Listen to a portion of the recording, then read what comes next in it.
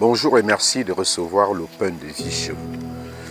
Avez-vous remarqué, frères et sœurs, qu'ici, dans cet évangile, c'est le pauvre, le mendiant qui porte un nom. Alors que, dans la réalité, les personnes sans abri sont souvent anonymes. Comment agissons-nous envers nos anonymes? Comment agissons-nous envers les personnes qui nous rencontrent? Voilà autant de questions que nous pouvons nous poser à la suite de la lecture de cet évangile. La parabole du riche et du pauvre Lazare vient nous aider à répondre à ces questions. Cette parabole nous parle des abîmes d'indifférence que nous construisons dans nos vies. Jésus est donc venu sauver ceux et celles qui étaient dans leur monde, qui étaient enfermés dans leur monde, les ouvrir à l'amour et à la justice de Dieu. Des Lazare, il y en a plein autour de nous et chacun de nous est riche de quelque chose que nous pouvons partager avec ceux et celles qui nous entourent ou ceux et celles que nous rencontrons, c'est-à-dire nous Lazare. Lazare n'avait jamais demandé quoi que ce soit aux riches. Mais à la fin des temps, ce qui est reproché aux riches, c'est de n'avoir pas aidé Lazare. C'est d'avoir été indifférent à la présence de Lazare.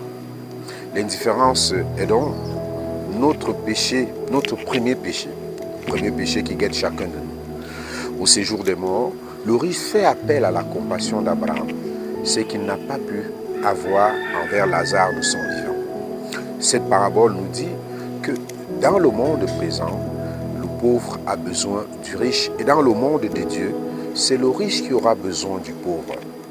Oui, mes chers amis, ce sont les pauvres que nous accueillons en cette vie qui nous ouvriront la porte du ciel, grandement la porte du ciel. Les pauvres sont alors les amis de Dieu. Avec cette parabole, Jésus nous invite à la charité, au partage, qui est un moyen que l'Église nous propose pour ce temps de carême, partager avec les autres. Jésus nous appelle à ouvrir nos cœurs et nos yeux à la présence des nombreux Lazare de nos milieux de vie et famille. À travers donc cette parabole du riche et du pauvre Lazare, Jésus veut éveiller nos consciences. Jésus veut nous inviter à une véritable conversion intérieure, appelée à se traduire par des gestes concrets de charité dans nos vies. Oui, demandons la grâce d'avoir un cœur qui bat pour les pauvres.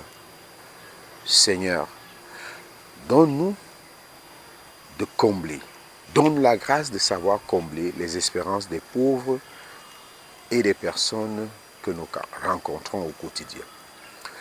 Puissions-nous, à la suite de Jésus, être très ouverts, avec un cœur ouvert, une main tendue pour venir en aide aux pauvres, pour secourir, pour prendre soin. À tous et à chacun, nous souhaitons une très belle journée.